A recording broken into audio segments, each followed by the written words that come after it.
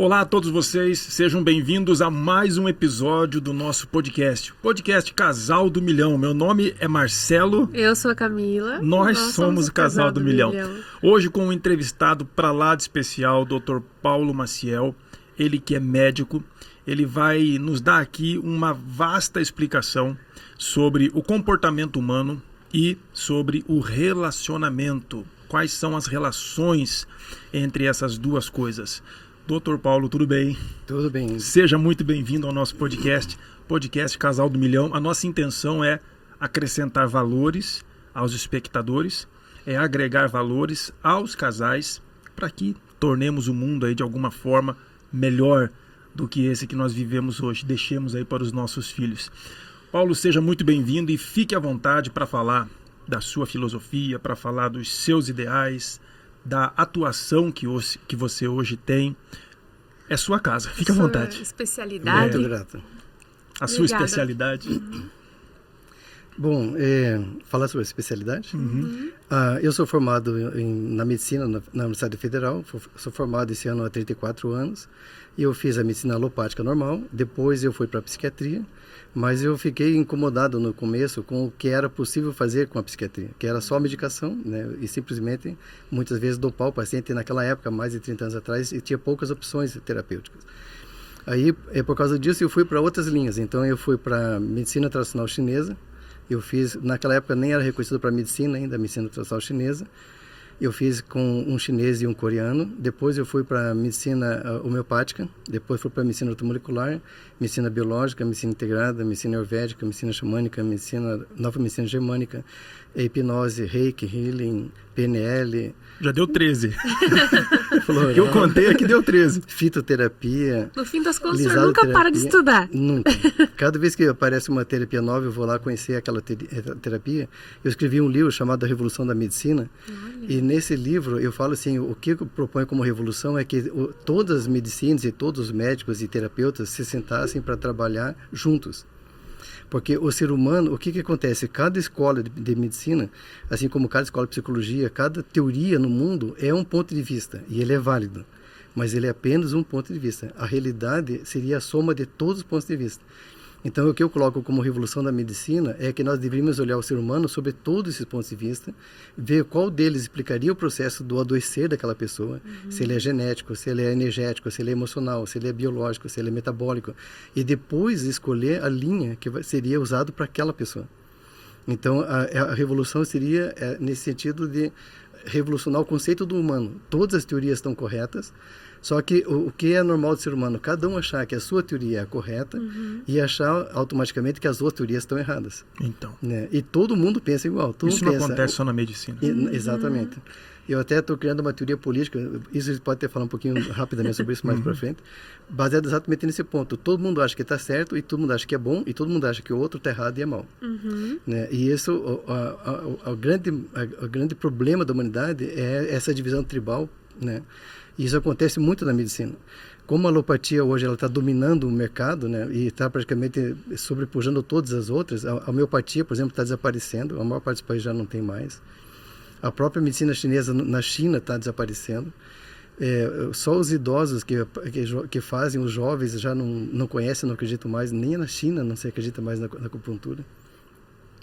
Então, a indústria alopática, pelo poder da mídia, pelo poder da pesquisa, pelo poder do convencimento, eles estão invadindo o mundo, né? Então, a minha visão, realmente, em termos de revolução, o ser humano, eu até fiz uma live uma vez falando assim sobre, assim, simbolicamente, os corpos do ser humano. O corpo físico, o corpo energético, o corpo emocional, mental, espiritual. E cada doença que acontece em cada um desses corpos, e cada terapia que atua num desses corpos, que a terapia atua no corpo emocional, no corpo energético. Por exemplo, a acupuntura, ela atua na energia, na energia do Qi. Ela não atua nem na bioquímica, nem na biofísica, nem na anatomia, ela atua na energia. E a partir da energia, ela vai dar um reflexo no físico. Isso. Então, em termos dessa visão das terapias, quanto mais alta a frequência da terapia, mais profunda é a sua resposta. Por isso que a cura mais fantástica que existe nesse mundo é o milagre. Porque ela é diretamente do espiritual, e o espiritual é acima, superior a todas as outras. Então, o espiritual, ele cura o emocional, o mental, o energético e o físico. Que legal. Né? E quanto, por exemplo, uma medicina que atua só no físico, ela não tem ação nenhuma sobre os outros corpos, os outros níveis. Né? Vamos falar agora com o Paulo, não com o médico, mas com o Paulo Maciel. Qual é a tua visão com respeito a um milagre? Você tocou num assunto aqui interessante. A medicina, ela tem base em estudos, em números, em provas, em resultados. Qual é a sua visão, Paulo, com respeito a um milagre? Uma pessoa chega e diz, eu recebi um milagre. Ela vem até você, ela faz uma sessão de exames e o exame comprova, o exame detecta um problema. Alguns meses depois ela volta com os exames zerados. Sem ter feito um tratamento. Sem ter feito um tratamento. Médico. Ela apresentava ali uma patologia, ela não tratou e ela afirma ter recebido um milagre. Como você vê esse tipo de coisa? Uma das coisas que eu costumo observar nessa questão, por exemplo, das teorias que eu estava falando, que você chama na ciência paradigmas, é que um paradigma, uma teoria, não pode dizer que a outra está errada. Porque ela vai dizer a partir do seu ponto de vista. E a partir do seu ponto de vista, todas as teorias estão erradas. Como a medicina ela só atua no anatômico e no bioquímico, é só anatomia e bioquímica, ela não tem nada para dizer do milagre. Porque ela está num nível que não é do âmbito do estudo da medicina. O que a medicina pode perceber, por exemplo, que já tem estudo sobre isso, pessoas que meditam, por exemplo, que ela tem melhora de várias doenças pela meditação, pelo estado que consegue estado alfa e tal. Mas é uma observação apenas estatística. Não se consegue explicar pela física, pela medicina. O milagre, nesse sentido, voltando assim para a questão do paradigma espiritual, é aquilo que eu estava comentando. Quanto mais alto é o nível da manifestação do humano, mais poderosa é essa cura. Porque ela acontece a cura em qualquer um dos níveis. A cura espiritual é uma conexão que o indivíduo tem com aquilo que ele entende que é sagrado. E ela acontece em todas as religiões. Ela pode acontecer, por exemplo, num templo hindu, pode acontecer num templo budista, pode acontecer numa igreja católica. Desde que a pessoa entenda que aquele local, aquela pessoa que ele está se dirigindo, representa o divino. Porque o que falta para nós? O que falta para nós é a capacidade de nos conectar com o sagrado. E quando a pessoa faz, por exemplo, o católico vai lá em Nossa Senhora de Fátima, ele consegue milagre lá. E quando Jesus, isso é uma coisa interessante. A maior parte das vezes que Jesus curava, ele falava, não foi eu que te curei, foi tua fé que te curou. Né? Vai, não peques mais. Então ele estava falando que se a pessoa não acreditasse nele, não conseguiria o milagre. E isso acontece quando Jesus, por exemplo, vai para Nazaré, onde ele passou a infância, e ele já estava na missão dele. E aí diz assim, mas esse é o Messias que nós estávamos esperando? Esse não é aquele menino que brincava com os nossos filhos? E diz na Bíblia, ali ele não fez nenhuma maravilha. Ele não conseguiu, diz assim, fez poucas maravilhas. Porque mesmo a presença do Cristo, ou do Buda, seja quem for, um Shiva, se a pessoa não acreditar, não acontece nada. Né? E outras questões, por exemplo, aquela questão da mulher que tinha hemorragia, ela tocou no Cristo porque não conseguia chegar perto dele, tocou na roupa, e ele sentiu que saiu uma graça dele. E aí ele fala, quem me tocou? Mas é porque ele nem ele viu. Né? Como no caso do cego, ele fez o barro, ele pôs no olho. No caso dela, ele nem viu, mas ela creu. E o fato dela ter acreditado fez o milagre. Mas o que é esse acreditar? É fazer a conexão com o divino, com o sagrado. As pessoas têm que crer. Se não crer, não funciona. Ela tem que crer. Quando alguém chega diante de mim e fala algo que me convence, ela me apresenta uma solução, poxa, por que não crer naquilo ali?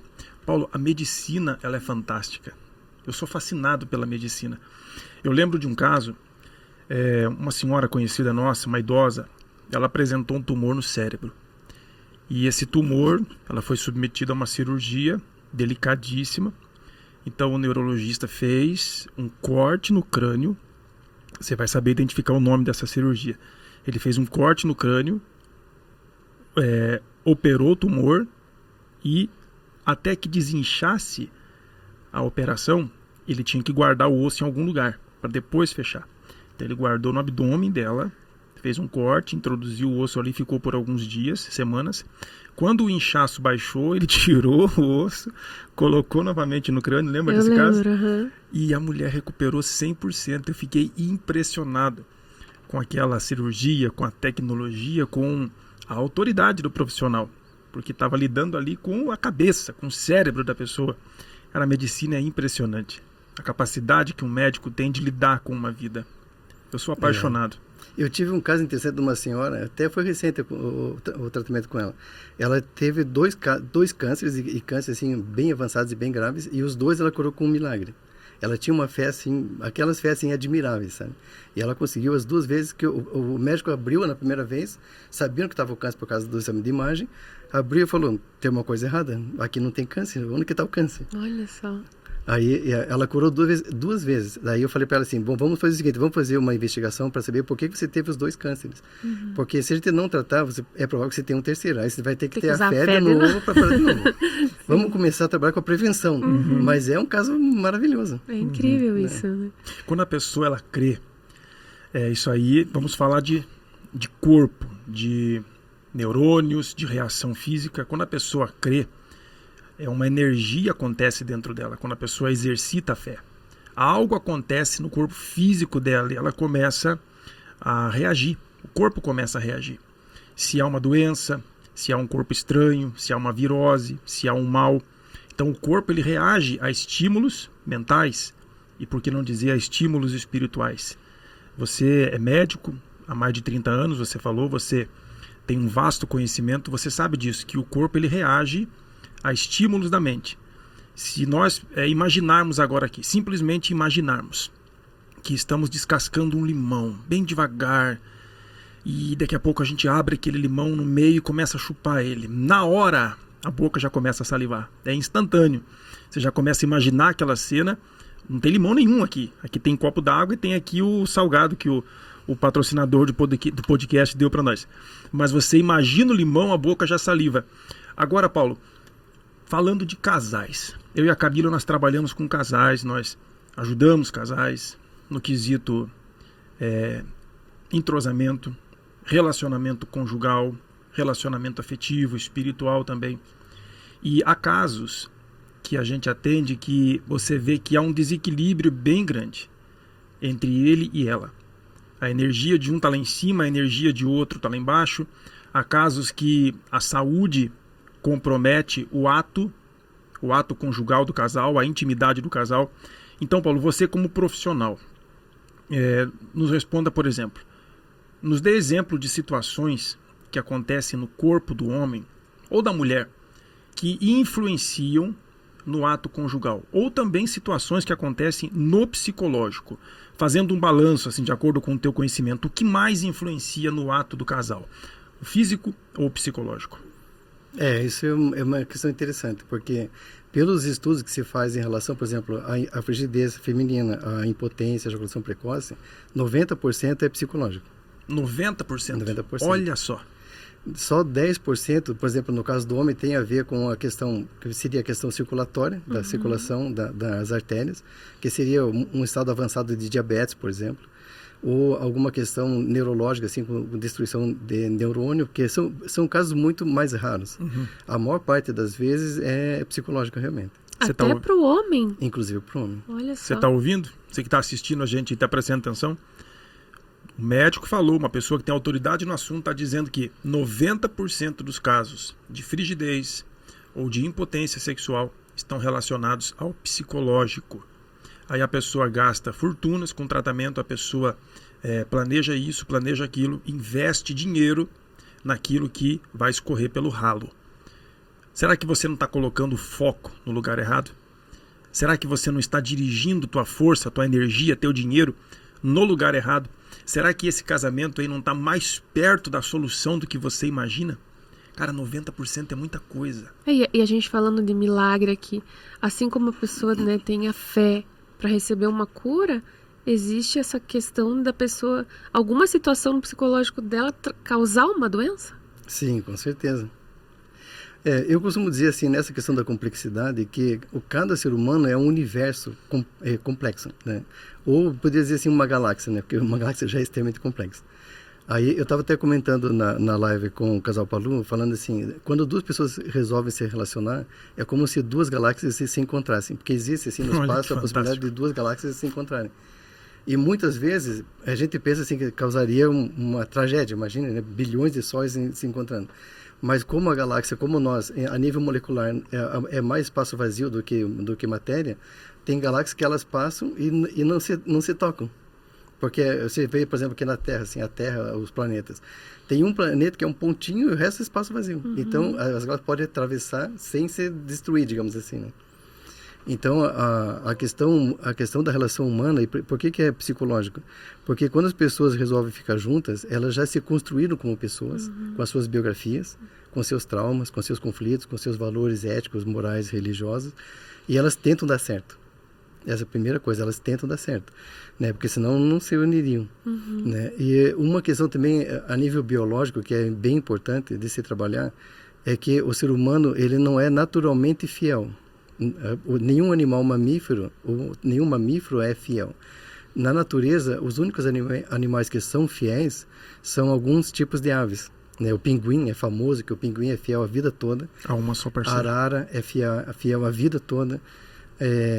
Alguns pombos também são fiéis. Então, mas é na classe das aves.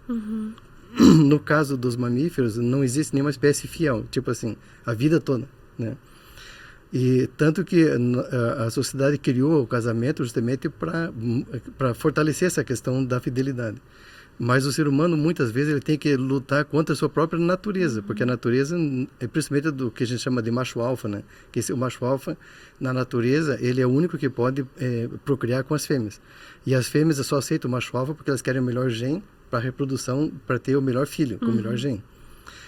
Quando existem grupos assim, por exemplo, o chimpanzé, o leão, que tem o macho alfa, os machos betas, eles se beneficiam de estar no grupo por troca de alimentação, proteção, mas eles não podem cruzar com as fêmeas. Porque a natureza, ela só prioriza o melhor gene. E o melhor gene, com certeza, está no macho alfa, que é o mais forte. Então, nós temos essa natureza que já nos predispõe a não ser fiéis. Essa já é uma questão. Né? Se nós formos pensar também, antigamente, por exemplo, a questão religiosa, né? O Salomão tinha 300 esposas, 700 concubinas. Certo. Né? E ele falava com Deus no tete a tete. Deus falava com ele e ele tinha 1000 mulheres. Era muita coisa. Muita coisa. Dar conta de 1000 mulheres. Eu acho que não dava conta, não. Não dava. Fisicamente é impossível. Né? Nem que eu não repetisse uma por dia, não tem como. Porque a maior parte dessas concubinas, isso era uma cultura da época, quando um rei fazia uma aliança com outro povo, outro reinado, o rei dava uma das filhas para ele. E ele colocava lá no harém, né? Deixava lá. Mas geralmente tinha uma preferida, que é também a fêmea alfa, né? E as outras. Isso no Império Chinês era assim, no Império Mongol era assim. Antigamente, quando não tinha essa questão religiosa, era normal. Né? Assim como, por exemplo, o macho alfa, o leão, ele tem todas as fêmeas são dele. Né? Então, isso é biológico. Então, a gente já começa a ter que lidar com essa natureza. E tem uma outra questão que é muito interessante, que eu trabalho também dentro dessa linha da medicina, que é a medicina grega. A medicina grega, ela trabalha com 4 temperamentos. Isso, a Igreja Católica trabalhou bastante tempo com essa coisa dos temperamentos, para a pessoa identificar o seu temperamento e saber como que ela funciona e o que ela pode trabalhar nos defeitos do temperamento. Então, que são o melancólico, o sanguíneo, o colérico e o fleumático. Né? Então, são 4 temperamentos. E tem 2 desses temperamentos que são mais fiéis, tendem a ser fiéis. E tem 2 temperamentos que tendem a não ser fiel de jeito nenhum. Né? E é a natureza, como os antigos falavam, é o tipo da madeira. Tem madeira que é mole, tem madeira que é pesada e tal. Então, por exemplo, nesse sentido, o mais fiel dos 4 temperamentos é o melancólico. Melancólico, colérico, fleumático e sanguíneo. E o que tende a mais ser fiel é o melancólico. Até pela palavra melancólico. O melancólico, ele dá muita atenção ao sentimento. Você vê, por exemplo, e o melancólico, geralmente, o temperamento também, ele desenvolve o corpo físico. Então, geralmente, os melancólicos, eles são magros e são arcados. Se você vê, por exemplo, isso é uma coisa até intuitiva, né, da propaganda. Você vê um casal andando na praia de mão dada ou dormindo de conchinha, eles são magros ou obesos? Geralmente são magros. São magros, porque o melancólico é magro. Olha que interessante. Talvez por uma questão estética, não sei, mas não imagina, por exemplo, duas pessoas dormindo em conchinha, cada um com 150 quilos, entendeu? É sempre magrinho, né? Então, mas essa questão está ligada com o tipo físico do fleumático, né? Então, o fleumático, ele é muito mais ligado com o afeto, com essa coisa do romantismo da natureza dele. O outro tipo, por exemplo, que também é fiel, é o fleumático, o melancólico e o fleumático. O fleumático, ele é obeso, mas é aquele obeso que é muito parado, que é muito acomodado. Então, o que o melancólico ele prioriza? Ele prioriza o amor, o romance, essa parte mais de encantamento. O fleumático, ele prioriza a estabilidade, a segurança. Então, ele casa para ter segurança. E ele quer uma casa, como falava antigamente, quem casa, compra casa. Sim. Né? Então, ele quer casar, comprar uma casa, ter filhos, se aposentar, ver os netos crescer. Então, ele não é do tipo que tem uma tendência a atrair, porque ele não está focado nisso. Entendeu? É o que menos tem interesse sexual, é o que menos tem, que procura, tanto o homem quanto a mulher. E do outro lado, que tem o sanguíneo e o colérico, o sanguíneo, ele é muito infiel. Ele é tipo assim, o baixinho da Kaiser, que tem aquela barriguinha, que está sempre no meio do povo, tomando cerveja, jogando bola, pelada e tal. O cara que é tipo assim, a alegria da festa. Chegou o cara, começa a festa, ele foi embora, acabou a festa, né? Que está sempre contando piada, sempre tem gente em volta dele. Esse é o colérico, o sanguíneo. E esse trai muito. Porque ele é focado, ele é movido pela experiência, ele quer ter experiência. Então, a mesma pessoa não dá... Chega uma hora que não é sempre a mesma experiência, ele quer uma experiência nova. Então, ele trai bastante porque ele busca experiência. E o que mais trai de todos é o colérico. Só que, ainda bem que o colérico é o mais raro, é mais difícil encontrar. O colérico, geralmente, são aqueles magros retos, tipo Obama, tipo o John Kennedy, esses caras assim, sabe? O próprio Bolsonaro. E esses tipos assim, eles são mais o perfil do macho alfa. E como o macho alfa na natureza, ele tem todas as fêmeas para ele, ele trai por pura questão instintiva. É clássico, por exemplo, o caso do John Kennedy, o presidente americano, que ele era casado, mas ele tinha os agentes lá do Pentágono, eles levavam uma mulher para ele de manhã, para ele transar, que não era a esposa, uma de tarde, e à noite a Kennedy, a esposa. Então, mas é assim, só para mostrar quem que manda, entendeu? É uma questão puramente de instinto, de marcar território e dizer quem que está no poder. O colérico é aquele perfil de liderança. De liderança, que é o mais assim, com o peito para frente, assim, mais general, né? Mas é o desbravador. Existe a possibilidade para a pessoa que está assistindo entender da pessoa ter esse perfil de colérico, por exemplo, mas ser controlado. Sim, com certeza. Né? Até a igreja, por exemplo, quando a igreja trabalha os temperamentos, é para a pessoa exatamente saber, essa é a minha natureza, mas eu posso dominar, eu não preciso me entregar a minha natureza. Essa é a sua tendência, essa é a sua inclinação. Mas o corpo domina a mente ou a mente domina o corpo? Então. Eu tenho um caso assim da clínica que é bem interessante para mostrar como é que funciona. Eu tinha um casal, e eles eram bastante espiritualizados. Ela era uma fleumática e ele era um sanguíneo. E ele traía muito ela. E eventualmente ela descobria, porque ele traía muito e ela acabava descobrindo. E aí tinha aquela crise no casamento, ela falava, mas eu casei com você pra gente morrer junto, pra gente envelhecer junto, porque ela é fleumática, ela estava focada só na segurança. Ela falou, eu não quero me separar, você vai ter que mudar. Ele falou, então vamos mudar. Ele ficava um pouco tempo, daí cedia, né, a natureza dele, traía novamente. E aí eu estava explicando para eles que a natureza deles ele era um sanguíneo e ela era uma fleumática. Ela não conseguia entender porque ele fazia daquela forma. E ele não conseguia resistir. E aí eu falava assim, bom, se você tem que escolher, você renuncia a essa natureza para ter uma relação saudável e permanente, ou se separa e vai viver sem desrespeitar a outra pessoa, né? Mas é interessante essa questão, porque o ser humano, ele tem até um símbolo um símbolo mitológico, né, do Sagitário, né, do Centauro, que é metade cavalo, metade homem. E isso representa o homem buscando o sagrado, porque ele lança uma flecha ao alto, e o cavalo puxando para baixo. Essa é a nossa natureza, o ser humano, né? A parte instintiva e a parte humana que está buscando transcendência a essa questão. Por isso que muitas vezes quando a pessoa resolve seguir o caminho espiritual, ela renuncia ao mundo. No Oriente ou no Ocidente, a pessoa vai para um mosteiro, faz voto de castidade, porque ela entende que a melhor forma dela garantir... O Paulo de Tarso fazia isso. Né? O Paulo Tarso nunca se casou. E falava assim, se me perguntarem se eu devo casar, eu digo, não case. Porque ele dizia assim, nós estamos na iminência da vinda do Cristo, você vai casar. Aí você vai ter que comprar casa, você vai ter que trabalhar, você vai ter que ter filho. E quando o Cristo chegar, você vai ser pego de surpresa, o que você fez? Né? Existe, Paulo, existe uma desculpa na ponta da língua de muita gente sobre isso, relacionado à natureza. O casal está junto há 5 anos, 6 anos, e o cara ou a mulher vai lá e comete um erro. Vamos colocar aí o erro do adultério. Aí a mulher fala assim, poxa vida, né, você poderia mudar, poderia não fazer isso, somos uma família, tal, tá bom, me perdoa, eu vou mudar. Aí ele muda por um tempo, aí ele vai e comete de novo. Aí ele vai e diz, é a minha natureza. Essa é a minha natureza. Tem até uma história, eu gosto de contar a história aqui no podcast. A história do sapo e do escorpião. Já ouviu? Uhum. Já ouviu, Camila? Uhum. Você que está aí, não sei se você já ouviu, mas eu vou contar aqui. Não é novidade para eles. A história diz que havia um rio, e nesse rio, nessa margem de cá, o escorpião queria passar para o lado de lá.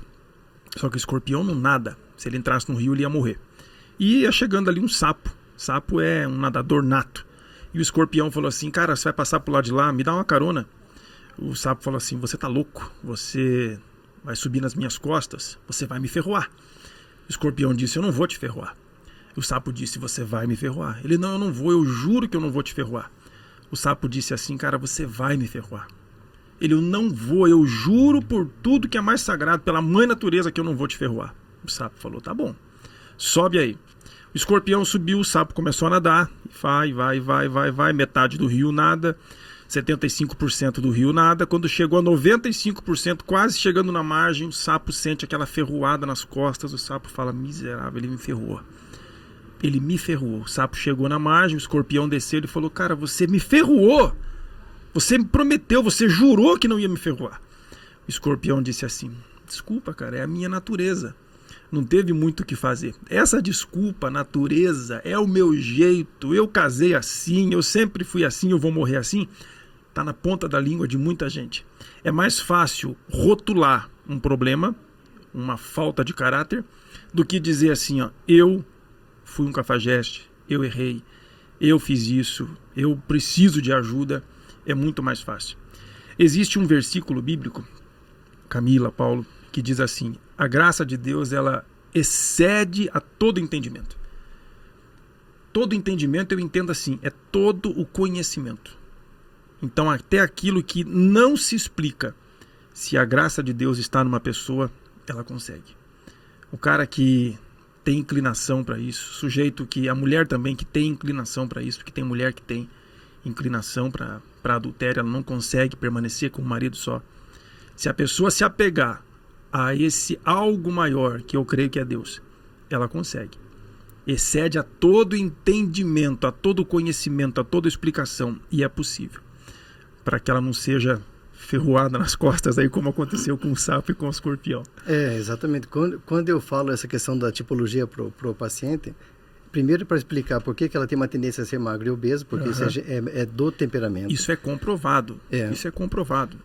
E a segunda questão é para autoconhecimento, para a pessoa entender como é que eu funciono assim. Com quem eu estou lutando. É uma questão de escolha, né? Porque a pessoa pode realmente se entregar a qualquer tipo de tendência ou resistir a ela. Né? Então, a natureza não é um destino, não está selado, é uma questão de escolha.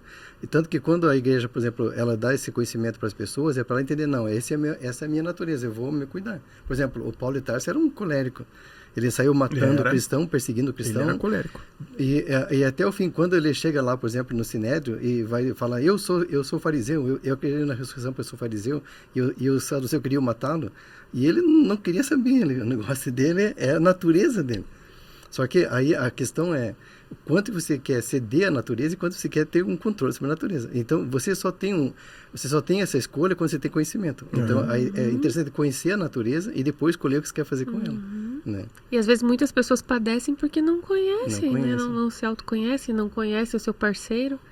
E a gente vê na história de Paulo, ele não fala que ele tinha um espinho na carne ali, que ele tinha que que dominar. Tanto que ele fala, né? Se perguntar se devo casar, ele diz, não case, porque nós estamos na iminência do reino. Mas se a carne tem a brasa, então case para você não cometer o pecado. Então, ele estava deixando essa oportunidade, essa aberta também, né? Mas como ele tinha essa intenção, ele era totalmente focado no objetivo dele, casar para ele seria uma coisa que ia atrapalhar o trabalho dele. Sim. Porque ele ficava viajando, né, o tempo todo correndo o risco de morrer. Então, casar não seria viável. Né? O cara não parava.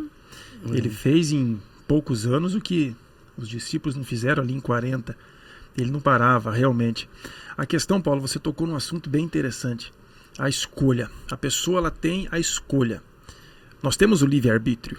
Nós temos essa decisão, o poder da decisão.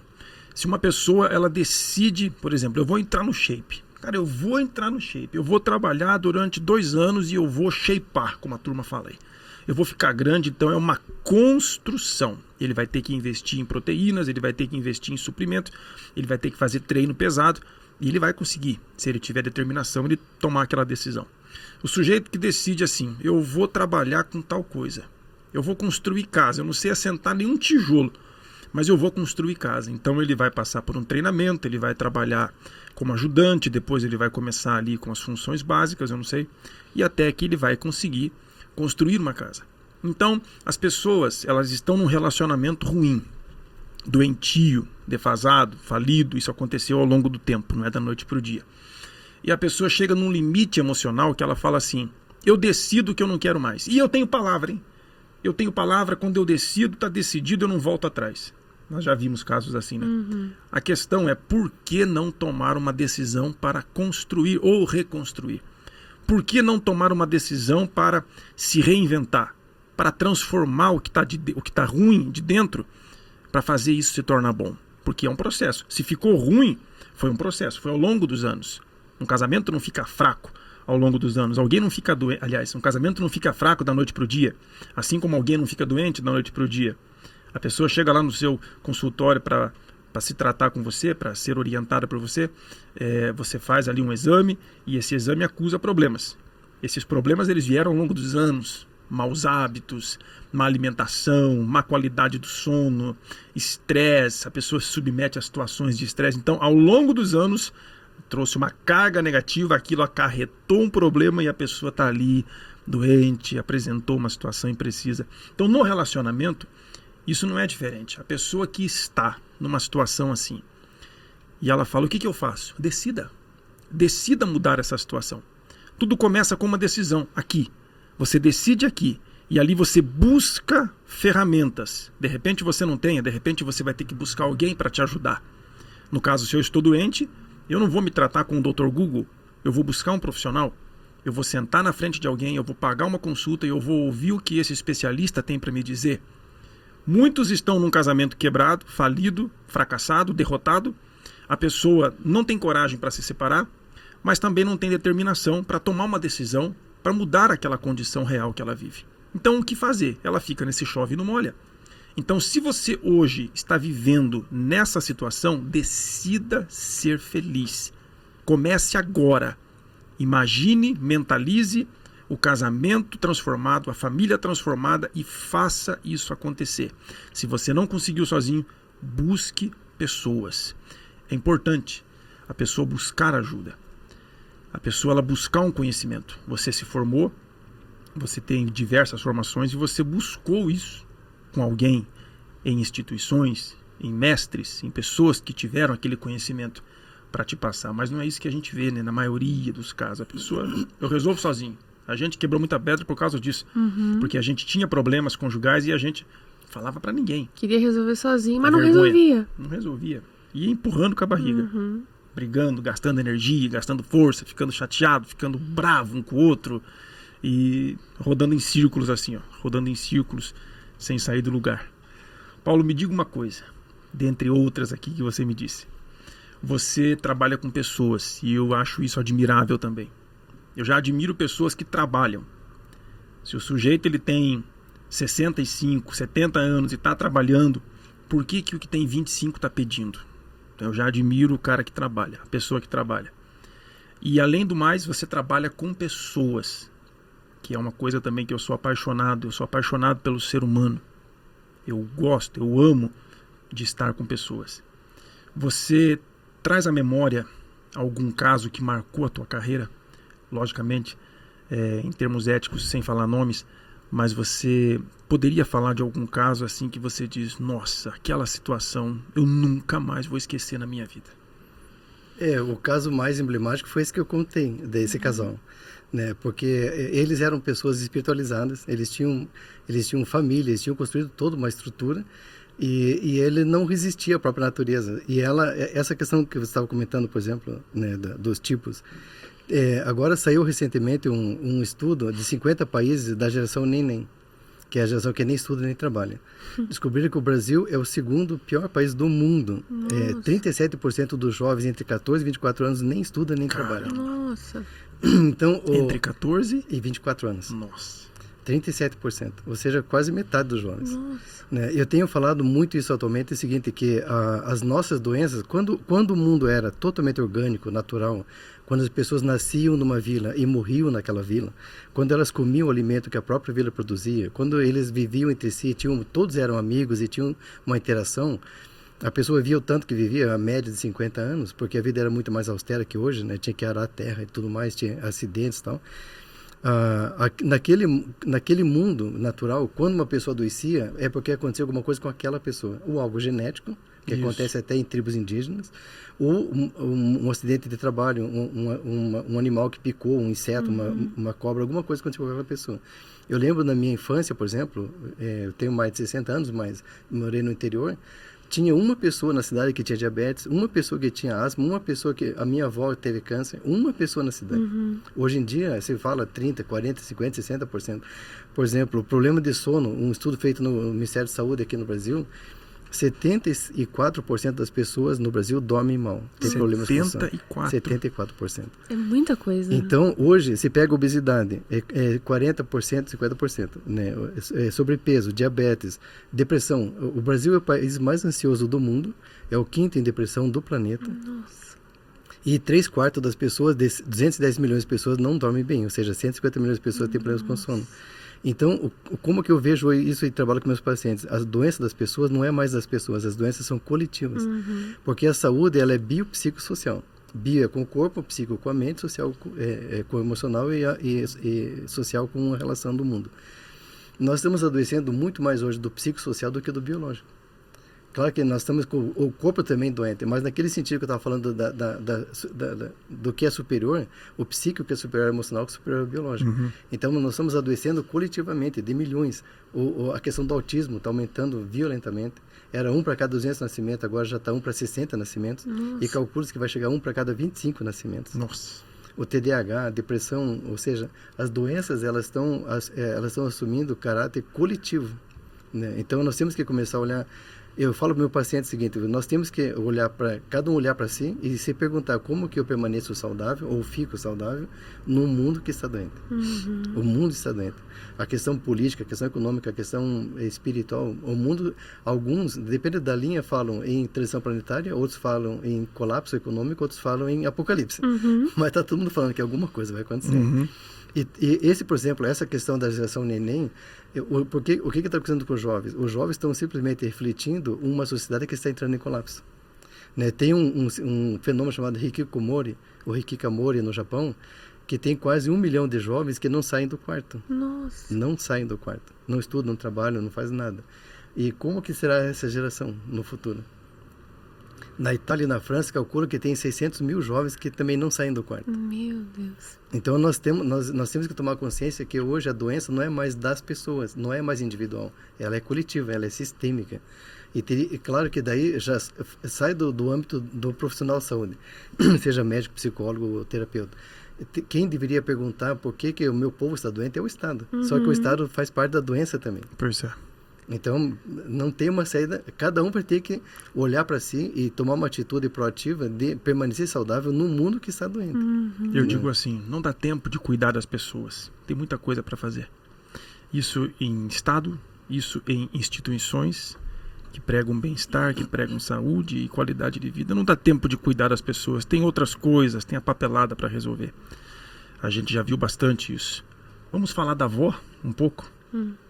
Você comentando sobre isso, ela tem uma avó, que também eu acabei adotando como vó. Ela tem 86 anos, a avó Josefa.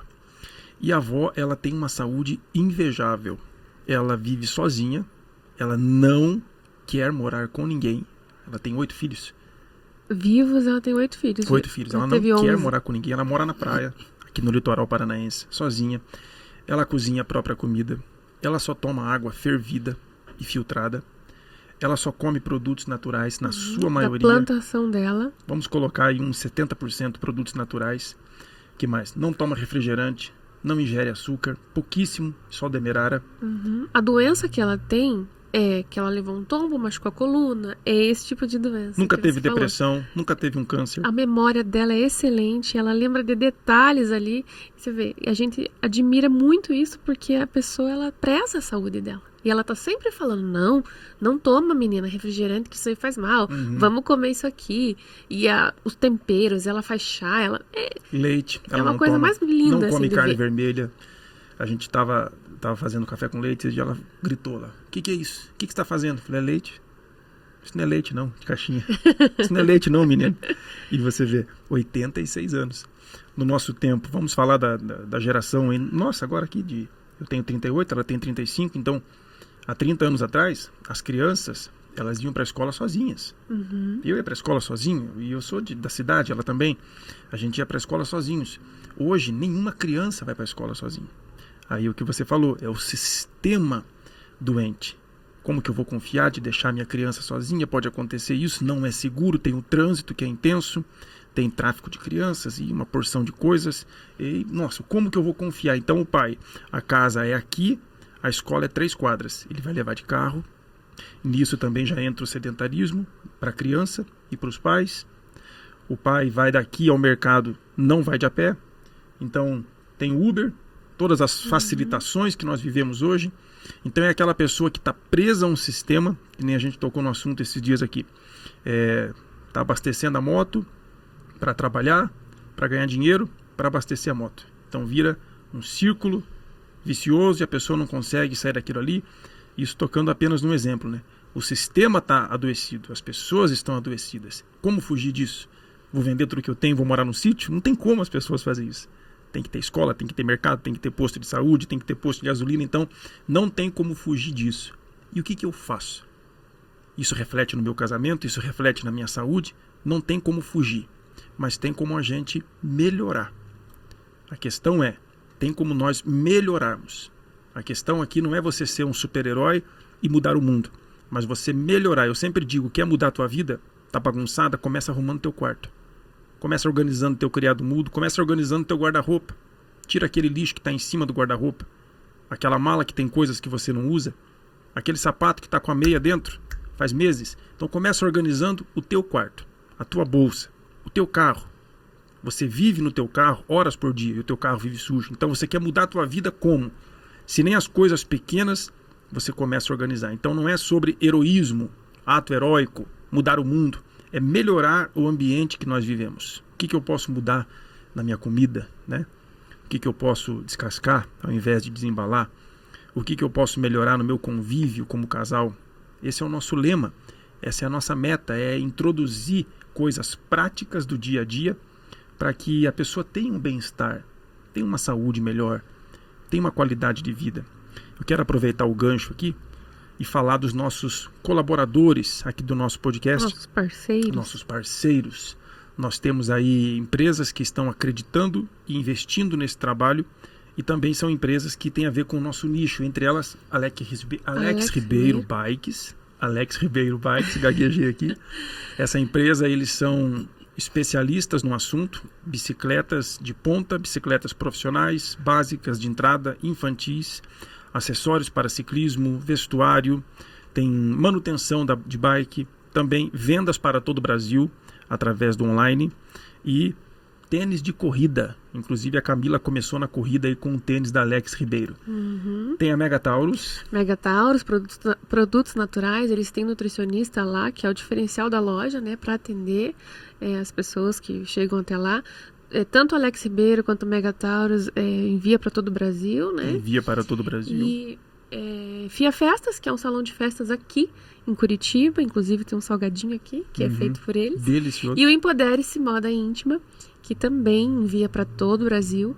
E o foco ali é justamente o nome, né? Empoderar essas mulheres, autoestima e as peças ali para te deixar mais aquele fogo, romance, né? O forte. Casal. Entra no site dessas empresas, desses nossos parceiros, Alex Ribeiro Bikes, Mega Taurus, produtos esportivos e Empodere-se Moda Íntima.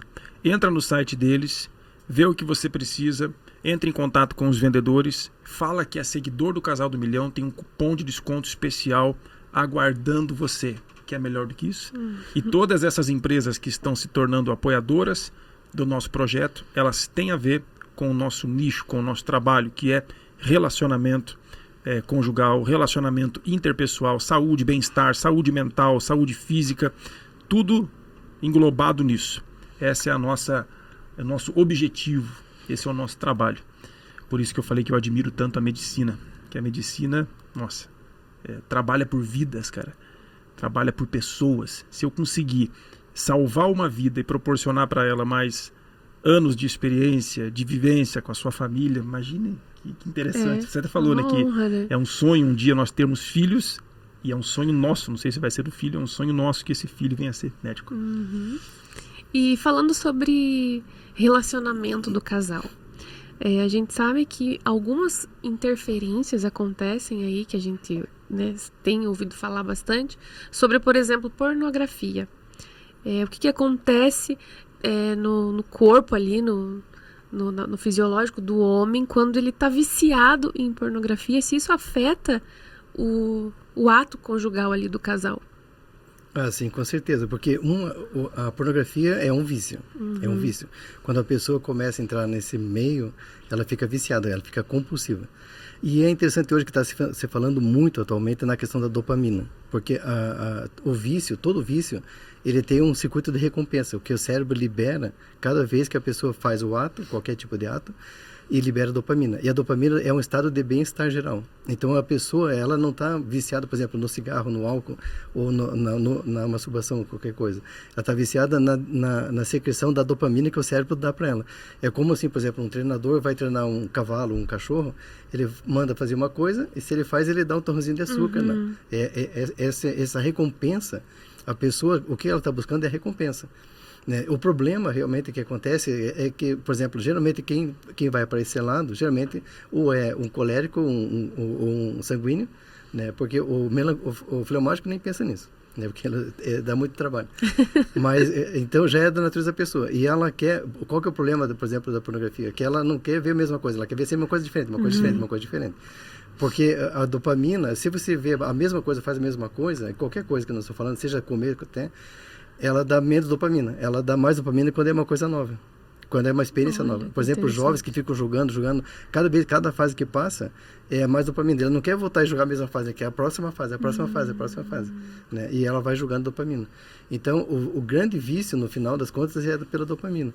E como a dopamina, ela precisa de um desafio cada vez maior e uma experiência diferente, é sempre uma novidade. Ela sempre quer ver, por exemplo, um vídeo novo. Né? E por que isso prejudica a relação? Porque daí, depois de todo aquele vídeo que ele fez, a dopamina que ele liberou, ele vai pro quarto e é a mesma mulher de sempre. Sim. E você fala, não, mas ela não vou te dar dopamina por isso, entendeu? Então, muitas vezes a pessoa tem que tratar isso como vício mesmo, como vício de cigarro, de bebida, de drogas. Tem que tratar mesmo. Tem que tratar. Tem que tratar. Porque senão daí, como que vai ser o relacionamento de uma pessoa que tá com vício, né? E não só nisso, como o senhor falou, vício de sejam outras coisas, vai acabar afetando ali no relacionamento, né, do casal. A primeira coisa é como, por exemplo, no caso do álcool, a pessoa tem que reconhecer que ela está viciada, que ela é alcoólatra, e para depois procurar uma terapia. E tem que substituir, colocar uma outra coisa no lugar, algo mais saudável, um esporte, alguma coisa mais saudável, que também possa liberar dopamina, porque no fundo, o que está todo mundo querendo, eu falo para meus pacientes o seguinte, a humanidade passa a maior parte da vida correndo atrás da felicidade, e aí passa o resto da vida correndo atrás da saúde, porque o que as pessoas chamam de felicidade faz mal para a saúde. E tudo isso no final vira dinheiro, porque correr atrás da felicidade gasta dinheiro, correr atrás da saúde gasta dinheiro. No final é tudo focado no dinheiro. né? Porque geralmente a felicidade que as pessoas buscam está num objeto, algo fora delas, né? Qualquer propaganda que você vê pessoas felizes, elas estão comendo, bebendo, estão passeando, estão andando, pulando de paraquedas, estão gastando dinheiro. Né? Você não vê uma propaganda de uma pessoa feliz sentada porque está vendo o pôr do sol só, porque isso não vende. Então, outra questão que é muito interessante nessa questão da relação é que dentro da psicologia nós temos 3 fases, fase oral, fase anal e fase fálica. A fase oral, que vai do 0 aos 2 anos, é a fase onde a criança fica com a mãe, que é amamentada com a mãe, ela recebe o carinho da mãe, recebe o colo da mãe.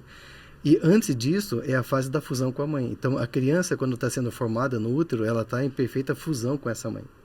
E com o parto, ela é separada da mãe. Aí tudo que ela precisa vem da mãe. O leite vem da mãe, o colo vem da mãe, o carinho vem da mãe, o calor vem da mãe, o remédio vem da mãe. E o cérebro entende o seguinte, que todo o alívio de sofrimento que eu tiver na vida terá que vir de fora. Né? Então o cérebro aprende que eu preciso buscar fora o alívio daquele sofrimento. Então é aquela coisa da busca do prazer e fuga da dor. Olha. Né? Então 90% da humanidade ainda está na fase oral. Todo mundo que está buscando a alma gêmea, que está buscando a felicidade, está na fase oral. Só que simbolicamente essa outra pessoa, o objeto, seja o que for, é a mãe que ela perdeu no parto, porque ela foi separada dessa mãe. Então, todo mundo que está correndo atrás do objeto para ser feliz, está na fase oral. Né? E quer ser feliz. O foco é ser feliz. E é se fundir. Só que daí o que acontece? Quando a pessoa se funde com o objeto, por exemplo, com a comida, e ela não preenche, porque ela não vai preencher esse vazio com o objeto, ela vai buscar em outro objeto. Então, tem pessoas que passam a vida toda correndo, não, eu preciso de tal coisa, tal carro. Compra o carro. Não era bem isso, eu acho que era um helicóptero. Compra um helicóptero. Não, acho que eu preciso de um iate agora para pôr meu helicóptero. Né? Porque o objeto nunca vai preencher. Né? E a forma espiritual, por exemplo, de resolver isso é a fusão com o divino, né? Que seria o princípio da religião, né? Porque não existe nada melhor para se unir com o divino, com o sagrado. Mas tem até uma passagem numa religião hindu, que é o do Hare Krishna, que o Krishna fala assim, no hinduísmo, ele fala assim, a palavra Krishna significa o todo atraente. Então, eu criei o universo, criei tudo, criei o ser humano, e eu chamo a humanidade de volta para mim. Só que o ser humano, ouvindo o meu chamado, que é um chamado horizontal, ela busca no vertical, ela busca no mundo a felicidade. Ou seja, ela busca no horizontal. E ela nunca vai encontrar a felicidade suprema, que é voltando para mim, voltando para o Criador. É interessante isso, né? Então, por isso que quando a pessoa ela busca realmente essa felicidade, essa fusão com o divino, ela abandona o mundo. Porque no mundo ela não vai encontrar. Não tem mais graça também, né? O que tem ali no... E o mundo tem, além disso, o percalço do perigo, do pecado e da queda e tudo mais, né? Então, renuncia ao mundo. Agora, dentro dessa complexidade, quando duas pessoas vão se encontrar, vão se relacionar, elas vêm com toda a sua história. O problema já começa que elas já têm natureza masculina e feminina que são totalmente diferentes.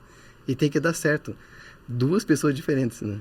Por isso que até os gregos falavam assim, os filósofos gregos falavam que com o casal, marido e mulher, é para fazer filhos.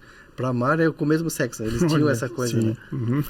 Os gregos eram mestres nisso. Eles achavam, né, que era mais fácil amar o semelhante do que o diferente. Né? Então, as duas pessoas vêm com suas crenças, com sua estrutura, com seus traumas, com a sua natureza masculina e feminina. O homem cheio de testosterona, a mulher de estrogênio. O homem muito mais racional, ativo, e a mulher mais afetiva. E tentando dar certo. Né? Então, muitas vezes precisa realmente de um auxílio terapêutico. Né? Essa questão que a gente está falando do médico, né? A mulher entra na menopausa e aí ela tem dificuldade de libido. Mas tem muitas mulheres que aumentam a libido na menopausa. Porque ela não engravida mais, ela sente, bom, agora eu estou liberada, não preciso mais me cuidar. Fica com aquele receio. E tem, por exemplo, normalmente na medicina, quando se fala em baixa libido para o homem e para a mulher, você pensa em testosterona. E a maior parte das pessoas reage, porque nós somos biológicos também. Você dá uma carga maior de testosterona, dá uma carga maior de tesão pela vida, de energia, disposição, enfrentamento.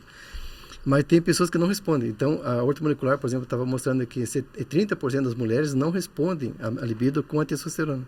Não melhora. E descobriram que essas mulheres melhoravam com a dopamina. Aquela dopamina que eu tinha falado antes.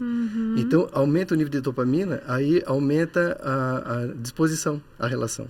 E muitas vezes eu falo isso para meus pacientes. O problema da libido da mulher não é da libido em si, mas é do parceiro. Porque a mulher, como ela tem um vínculo afetivo maior e ela espera que o homem seja um companheiro e não só um marido, e ele não corresponde à expectativa, ela perde o interesse por ele, mas é pelo parceiro, não é uma questão de libido. Por isso que muitas mulheres traem, porque ela, com outro homem, ela tem um vínculo sexual simplesmente, mas não tem uma relação afetiva. Porque no feminino, a afetividade é mais importante, né? Embora hoje, por exemplo, aquela questão falando dos temperamentos, as mulheres também têm temperamentos. E também tem mulheres coléricas, que geralmente nessas questões de pornografia são aquelas que se vestem de couro e desce o cacete, pega um chicote. Enforca. Ou seja, elas também têm essa natureza. É claro que hoje em dia está muito mais, é muito mais comum o divórcio, é muito mais comum a mulher que trai, porque o sistema permitiu, liberou, né? Então, na medida que liberou, elas conseguiram se expressar mais na sua natureza, né? Então, isso também tem que ver. Então, em termos médicos, por exemplo, você tem uma deficiência biológica, né? Uma impotência, ou uma frigidez, seria o primeiro princípio. Ver se não tem uma doença instalada, principalmente o diabetes, que é o que mais afeta. Ver se não tem uma alteração vascular, né? Que seria o segundo fator. E a questão hormonal, né, pode se repor, por exemplo, eu não gosto muito de fazer reposição hormonal. Eu trabalho com o que chama DHA, que é um precursor hormonal, e ele não causa nenhum efeito colateral e melhora algumas questões. Às vezes tem que ser na dopamina, às vezes tem que diminuir o cortisol, porque quando a pessoa está sob estresse crônico, ela lhe produz muito cortisol, que é o hormônio do estresse crônico. E o cortisol, ele trabalha junto com uma balança com o DHA. E o cortisol bloqueia a testosterona. Bloqueia a testosterona e bloqueia a libido. Por que isso acontece? Isso é uma coisa muito interessante. Porque na natureza, no homem primitivo, o homem e a mulher, quando elas estavam sob risco de vida por uma invasão de território de outra tribo, animais ou falta de alimento, o cortisol aumentava. Esse cortisol convertia músculo em gordura para ficar mais tempo sem comer e bloqueava a libido, para não cruzar no momento de perigo. Olha, estado de alerta. Porque daí colocava a mulher e a criança em risco. Não é o alerta é adrenalina. Tá. O cortisol é o estresse crônico. O alerta é mais no sentido de luta ou fuga, é mais o estresse imediato. E o cortisol, que é o nosso corticoide, ele é um anti-inflamatório, mas ele provoca... Por que ele engorda a pessoa? Porque ele produz mais gordura, pensando que pode faltar comida, para ter um estoque mais para frente. Mas o cortisol bloqueia a testosterona. E uma coisa muito interessante, eu trabalho bastante com o tal do calorão, fogacho da mulher menopausa, e os estudos médicos mostram o seguinte: não é a baixa do estrogênio que causa o calorão. É um hormônio chamado noradrenalina, que está ligado ao estresse crônico agudo, que ele ativa o hipotálamo, e o hipotálamo que controla o calor. Então, o calorão não é dado pela baixa do estrogênio, ela é dado pelo estresse causado pelo envelhecimento. É muito mais psicológico do que biológico. Então, esse é um fator interessante, que normalmente o pessoal fala, não, repõe o estrogênio que melhora. E realmente melhora quando repõe o estrogênio, porque o hipotálamo para de causar um estímulo para produzir estrogênio. Mas não é o estrogênio, a falta de estrogênio que está causando o calorão, é a noradrenalina, que é o hormônio do estresse. Então, pode-se começar assim, primeiro, faz uma investigação física, né? Se é biológico, faz uma investigação hormonal, e depois, se não responde, nada disso for encontrado nesse nível, aí vai para o psicológico, que 90% dos casos é psicológico. Né? Então, o desafio realmente da relação é a nossa própria natureza, né? Isso que eu estava comentando, que nós não fomos criados para sermos fiéis. A religião que mostrou isso por uma questão de estrutura social, né? Mas e depois é essa coisa do temperamento. Então, quando eu trabalho com meu paciente, eu trabalho juntando todas essas coisas. Primeiro, que tipo de natureza que ela é, qual é a crença dela, qual é a expectativa, qual é a biografia. Porque se você não olha tudo isso, você tenta de um lado, se não fosse nada, você faz o quê? Manda para frente? É o que normalmente faz, não sei o que fazer, manda para outro. Né? Vou te encaminhar para o ramal especializado. A vida é uma intensa busca por satisfação. E como a gente comentou aqui no meio da conversa, o dito cujo Salomão. Salomão teve 300 esposas, 700 concubinas. E como que ele terminou a vida? Com alta depressão. Ele dizia lá nos textos dele: tudo que os meus olhos viram, não lhes neguei. Ele não negou nada. O que os olhos viam, riqueza, bens, ele queria construir o templo, construiu um palácio maior, conseguiu. E importava cavalos, importava madeira e ouro e prata e as minas e o cobre e tudo mais. Mulheres, mas terminou a vida com uma vasta depressão. Então, a pessoa diz: eu tenho livre-arbítrio, eu faço o que eu quero. Sim, você faz o que quer. Só que o fruto vem, né? A escolha que eu faço hoje, ela reflete nos resultados amanhã. Então, há coisas que você não vai encontrar resposta em nenhum lugar se você não se conectar com o Criador. Você falou que um exemplo maravilhoso também é olhar o pôr do sol. Cara, a pessoa admirar o pôr do sol e ela se sentir bem, se sentir feliz com aquilo. O casal dar as mãos e fazer uma caminhada num parque, na calçada, na panificadora, para buscar um pão. Sem aquela coisa de pressa, sem aquela coisa de horário. As coisas simples da vida são tão bonitas, né? Não é para caminhar, para perder calorias, mas para se conectar um com o outro. Ficar quietinho, os dois. No interior a gente vê muito isso, tomar chimarrão. Aqui no sul tem esse hábito, tomar chimarrão. Eles vão pra praça, ver o pôr do sol, tomando chimarrão e comendo pipoca. Eu acho tão bonito isso. E essas coisas simples. E a cidade do interior que não tem shopping pra ir, que não tem... Então, eles se obrigam a fazer alguma coisa na cidade com a natureza. Isso é bonito, né? Nós moramos, né, numa cidade, o lago da cidade ficava todo repleto de pessoas sentadas com toalhas, com a garrafa de chimarrão ou tererê e bacia de pipoca. Eu falo isso para meus pacientes quando eu falo da minha infância, porque era assim, o pessoal saía do trabalho às 5 horas da tarde e todo mundo ia para a calçada com a sua cuia. Eu sou de São Mateus do Sul. Olha, e lá era a capital do mate. Lá. É a capital do mate, né? Agora estão recuperando a erva mate lá, porque a Petrobras está diminuindo a importância, né? E o pessoal saía e cada um com a sua cuia, a sua chaleira, falando do que aconteceu no dia, porque o mundo era aquele mundo. Não havia o digital. Alguma notícia vinha do governo, alguma coisa assim. Sim. Mas era a vida das pessoas. As crianças correndo ali fora. Passou um filme na cabeça agora aqui. Banho de cachoeira. Até banho de mangueira. Essas coisas simples. Vai fazer isso hoje, vai andar de carrinho de rolemã numa avenida aqui num bairro de Curitiba. Já sai no noticiário o que aconteceu. Vai deixar o filho brincando sozinho ali, é bem perigoso que aconteça um episódio, um incidente. Esteja com o filho brincando. Mas esteja, né? Esteja com o filho. Morar em apartamento, nós moramos muitos anos em apartamento, é estressante. Nossa. É estressante. Hoje nós moramos em casa. Nossa, é outra vida. Mas morar em apartamento é estressante. Então você passa por situações, mas de repente do outro lado da rua tem um parque. Um parquinho pequeno, tem lá um escorregador, tem lá uma gangorra para você ir com o teu filho, mas você não consegue ir. Por quê? Por causa do tempo. Trabalha muito. Trabalha para quê? Para pagar muitas contas. Quem fez essas contas? Foi você que fez. Não fizeram para você pagar, você que fez. Por que fez? Porque precisa. Por quê? Porque tem isso, tem aquilo outro, mas é o sistema que a gente vive. Então, melhore. Busque métodos para você melhorar. Essa é a nossa intenção, essa é a nossa fala. Dr. Paulo, você falou bastante coisa aqui, você agregou bastante valores. Mas eu queria pedir, na nossa saideira aqui, que você deixasse uma mensagem para os nossos seguidores, para os seus também que estarão acompanhando esse episódio, sobre a sua pessoa. Uma mensagem do Paulo Maciel para os nossos espectadores. Pode olhar para aquela câmera lá e fica à vontade. Eu tenho falado com meus pacientes a questão de que o mundo está doente e que nós temos que olhar para nós e perceber como que nós podemos permanecer saudáveis no mundo doente. E o ponto mais importante é nós temos que ter um momento para nós. Para nós, e no sentido de... Porque o que acontece? Nós estamos muito conectados no celular, na internet e tudo mais. 90% ou mais é só notícia ruim. O tempo todo recebendo notícia ruim, que nos estressa, que libera adrenalina, aquele hormônio do estresse agudo, de luta ou fuga.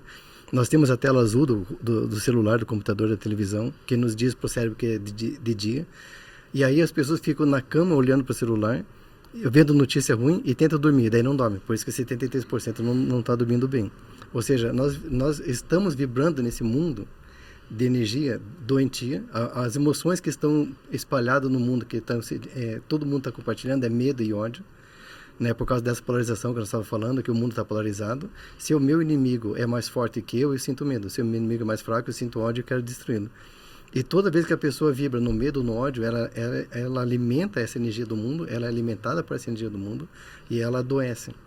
Então nós temos que, se o mundo é estressante, nós temos que ter um momento de desestressar. É o momento de ficar consigo mesmo, de fechar os olhos. E de preferência à noite antes de dormir, onde a pessoa respira, ela equilibra, ela sai do mundo, ela entra num estado de paz interna. Ou seja, o cérebro tem que entender que está tudo bem. Porque se a pessoa está vendo uma notícia, ela está com um sentimento de ódio e de medo, ela está preocupada com a situação do mundo. O cérebro ele tá percebendo, captando a energia da adrenalina, do cortisol, ele fala, tem perigo, tome atitude, não vá dormir. Por que você vai dormir? Você vai resolver teu problema antes, depois que você resolver, você vem e dorme. Só que o cérebro, ele não pensa, ele sente o que você está produzindo, os seus hormônios, as suas ideias, as suas emoções. Então você está produzindo. Para você permanecer saudável, essa questão que você falou, alimentação saudável, atividade física e um ciclo de amigos confiáveis, que isso é muito importante para a saúde, e um momento do dia que você fica totalmente em paz, totalmente equilibrado, em harmonia, e você, o seu corpo, todo o seu corpo, as suas células, o seu cérebro entende, está tudo bem. E de preferência antes de dormir. E dormir, depois não pega mais celular, não vê mais televisão, não se liga mais com nada, porque nesse momento você vai ter um sono profundo. Esse sono profundo vai produzir testosterona, vai produzir cortisol, o bom cortisol, que é anti-inflamatório, vai produzir hormônio de crescimento, vai produzir toda a endorfina, todos esses processos que realmente trazem saúde, né? Se eu quero um mundo melhor, primeiro eu tenho que estar bem. Eu não posso querer um mundo saudável, uma sociedade saudável, se eu não estou saudável. Se eu estou me alimentando numa sociedade doente, estou adoecendo a sociedade, não tem como eu estar saudável e nem levar alguma coisa de bem para o mundo. Excelente. Então, nós temos que colocar esse momento de eu comigo mesmo. Pode ser uma oração, pode ser uma meditação, sim, mas é um momento onde você esteja realmente dizendo para o seu corpo e para o seu cérebro, está tudo bem. Né? E aí você pode descansar o sonho dos justos. Ai, que legal. Muito legal. Você falou que está nos 60 mais. Mais de 60. Não parece. Não parece. Mas também... Ele pratica o que ele fala, com certeza. Quer falar alguma coisa, meu bem? Não, acho que hoje foi muito legal. Muito enriquecedor. Muito enriquecedor para nós. Valores mesmo. Valores demais. Casal do Milhão está chegando ao final, né, de mais uma participação, de mais um podcast. Feliz, porque acredito que foi de grande valia a presença do Dr. Paulo Maciel aqui. Inclusive, né, aonde que a gente encontra o senhor? Qual o seu Instagram? A gente consegue achar o senhor por ali? Sim, eu tenho o Instagram, Dr. Paulo Maciel. Eu tenho um site que eu escrevo também, Dr. Paulo Maciel. Vamos deixar aqui para o pessoal. Né? Aí, hoje em dia, sim, se colocar no Google Dr. Paulo Maciel, me acha. Ah, né? Que bom. Eu tenho também um canal de YouTube. Eu fiz alguns vídeos na época da pandemia, que a gente estava com pouco trabalho, mas eu tô querendo reativar com outros temas. Eu tenho uma teoria política também chamada Mesaísmo. Eu tenho tô criando uma ideia também de que eu chamo de multimatrix. Eu tenho cheio de ideias, né? Todas as minhas ideias são... Então tá fácil de encontrar. É fácil. As minhas ideias... Eu escrevi um livro sobre o Apocalipse. Eu fiz esse livro, publiquei no ano 2000, o livro sobre o Apocalipse. Olha... explicando porque não iria acontecer no ano 2000, né? E eu estou fazendo agora uma revisão para uma segunda edição, porque agora voltou o tema, né? Por causa da Covid, da guerra e tal. Então, logo eu vou estar relançando o livro. Olha, legal. Sobre o Apocalipse. Eu tenho um outro livro sobre os anjos cabalísticos, também sobre o Antigo Testamento, o judaísmo e Cabala. Eu estudei bastante essa parte de Cabala e tal. Então, só que esse tá esgotado. Os meus livros estão a maior parte esgotados. Mas agora tem como publicar pela Amazon, né? Então eu estou reativando, fazendo novamente isso aí. Olha, então é fácil de me encontrar. Já ficar esperto com os livros dele, que é interessante para nós. Entrevista de valores, Paulo Maciel, um homem de valores, com o Casal do Milhão, que chegue até você para acrescentar esse episódio e você possa compartilhar com outras pessoas e comentar também aqui quais foram ou qual tem sido sua experiência com esse aprendizado. O Casal do Milhão fica por aqui e nos encontramos na próxima participação. Até mais.